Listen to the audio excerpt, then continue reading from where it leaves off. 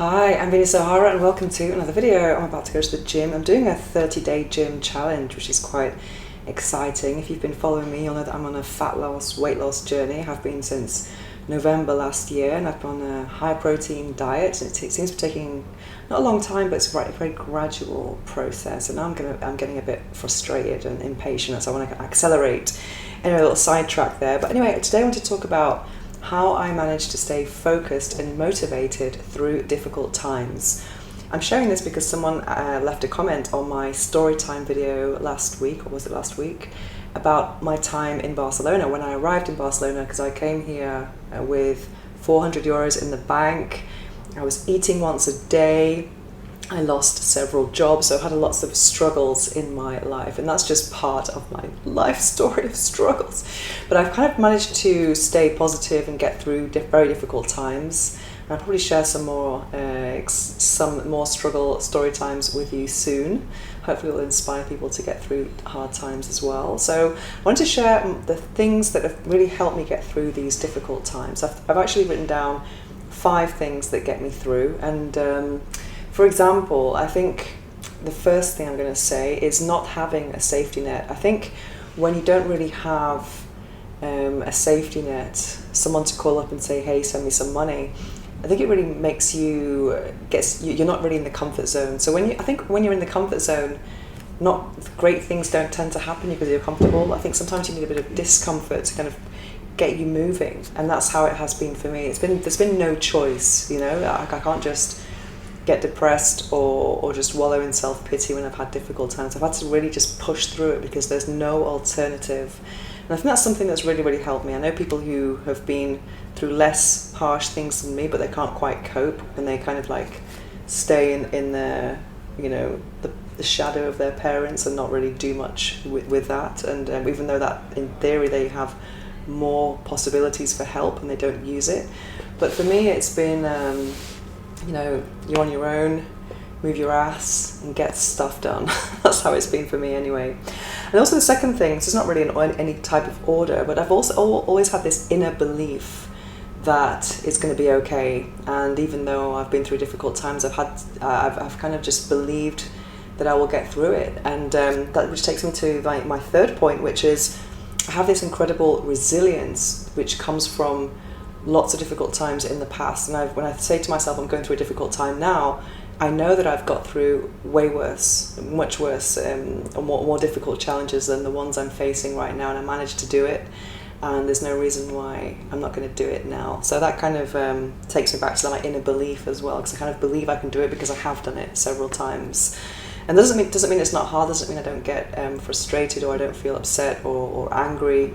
I definitely do, but I think it's really important to work through those emotions and then get back up and kick ass. It's very, very, very important. I'm not someone who tends to get depressed. I'm more anxious. So I think everyone is different, but I think when you have difficult times, I think you have to really take action. I think it's important also to kind of embrace the emotions associated with it, take a deep breath and try and process them. And it's in a book actually. Where is it? Is it here? Letting Go. This is a really good book. I really recommend this book for any type of situation in life. Letting Go, The Pathway of Surrender. And I've been through a few things this year when I was actually reading this book, and it really helped me to kind of process what was going on and surrender to it, and not try and be so attached to results or trying to change things, just trying to accept and kind of do and react to what's given to you. Obviously I do think in life you do have to be a bit proactive as well and set goals, etc. But sometimes when things happen, you have to kind of like accept that they are happening and then take action. Okay, and then let me see what else. I couldn't read this then. Friends have really, really helped me in life. I think I've sometimes, and also sentimental partners, I've kind of grabbed onto people emotionally who have really supported me, and that's really important for me as well. So I don't have any issues with pride with asking for help. I probably should do a little bit more actually, because I am quite resilient, but I think it's very good to ask for help and also just be a support for your friends in return as well. I think that's really, really, really important. It's so important to have a good network around you. And that's something I'm really focused on right now after the pandemic, because I was so lonely in the pandemic. I'm sure a lot of people were, but I felt very cut off from society. I used to have maybe 1 or 0 social engagements in a weekend, spending a lot of time alone. Whereas now I'm kind of going out most days and meeting really high quality people. That's because I made my own meetup called Barcelona Conscious Connection. So I'm meeting excellent people who really inspire me and support me, and also I try and inspire and support them as well. So having a good network community around you is really important for any difficult times. Neighbours making noise. Anyway, that doesn't help me a lot. And last but not least, meditation. Meditation has helped me so much through the most difficult times that I've been through in the last couple of years. I've been meditating now for about 3.5 years, and in that time I've been through 2 of the most difficult things ever in my life. One was going through Bell's palsy, which has to be the biggest emotional challenge that I've ever had. And Bell's palsy is a type of facial paralysis. I woke up one day, my face was drooping. I had to wait a month until I could smile again.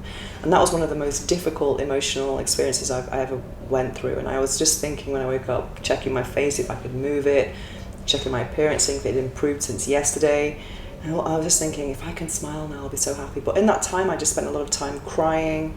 I kind of rested, because I'm always kind of doing stuff, so I took time out to rest. I did about 3 or 4 meditations a day, and those meditations really helped me. And I think meditation is like having an inner refuge that you can access at any time, no matter what happens. So I always turn to meditation. Also, I do it actually every day, so it's something I'm not just doing in difficult times, but I'm doing it to kind of maintain sanity. And there's so many other advantages of meditation as well. I find that my brain is a lot faster, a lot more active. I can actually do more with it because I'm a creative person. It means I can write faster and do many things a lot faster as well. And also when I was in hospital 1.5 years ago, I was in hospital for 10 days with COVID pneumonia, and that was a very difficult time. I just went in hospital with my iPhone and a couple of crystals, and that was about it really. I didn't even have any books or my computer. So I just spent a lot of time on social media reaching out to followers who really did support me a lot.